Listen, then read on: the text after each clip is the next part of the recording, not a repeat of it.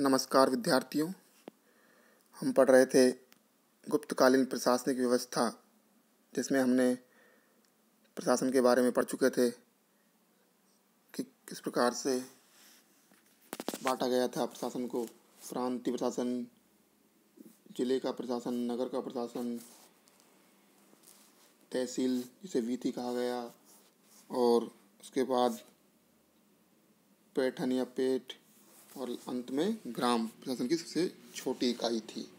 और कुछ अधिकारियों के बारे में भी हम पढ़ चुके थे। अब हमें पढ़ना है न्याय व्यवस्था के बारे में, गुप्तकालीन न्याय व्यवस्था के बारे में। गुप्तकालीन अभिलेखों में न्याय प्रशासन का उल्लेख हमें नहीं मिलता है, किंतु स्मृतियों, नारद स्मृति, बृहस्पति में इसका विशद विवरण हमें मिलता है। गुप्तकाल में न्याय व्यवस्था पहले की तुलना में अधिक विकसित थी। उत्तराधिकार के बारे में व्यापक कानून बने हुए थे। भारतीय इतिहास में पहली बार दीवानी व फौजदारी कानूनों की व्याख्या की गई। वस्तुतः सर्वोच्च न्यायाधीश तो सम्राट ही होता था, किंतु हमें महादंड नायक व महादंडाधिकारियों का भी उल्लेख हमें मिलता है।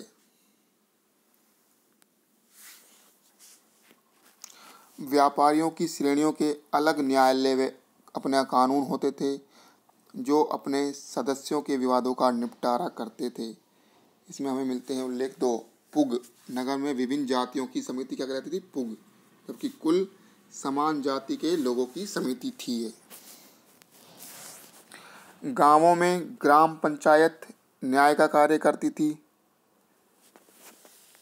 फाइयान के विवरण के अनुसार दंड विधान कोमल था तथा शारीरिक यातनाएं में मृत्युदंड नहीं दिए जाते थे। बार बार राजद्रोह करने वाले व्यक्ति का दाहिना हाथ काट लिया जाता था। ऐसा कौन कहता है? फाइयान कहता है अपने विवरण में। पुलिस विभाग के अधिकारियों में उपरीक, दंडपाशिक, दशापराधिक आदि प्रमुख थे। सेना के 4 अंग पैदल सेना, रथ सेना, अश्वारोही सेना तथा गज सेना थी।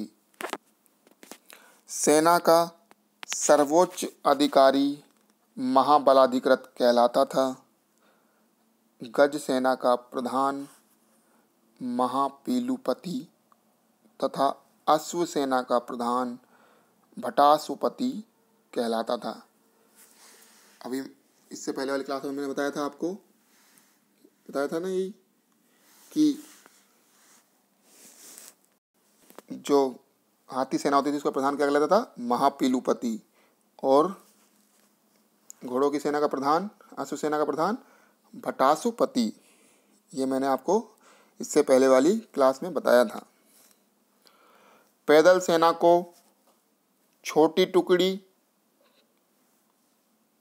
पैदल सेना की जो छोटी टुकड़ी होती है उसको चमुयू तथा साधारण सैनिकों को चाट कहा जाता था।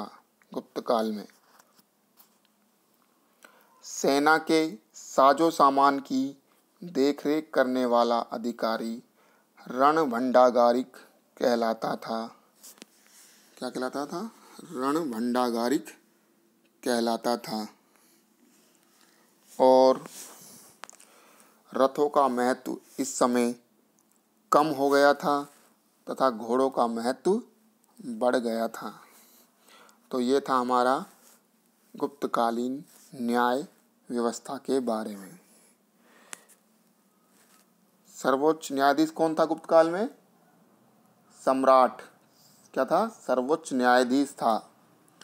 और श्रेणियों के अपने अलग न्यायालय या अलग न्याय व्यवस्था होती थी, जिसमें 2 महत्वपूर्ण थे, पुग और कुल।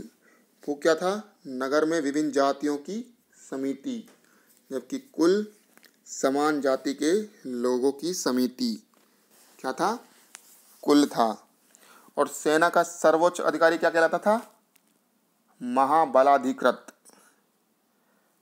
तो ये था हमारा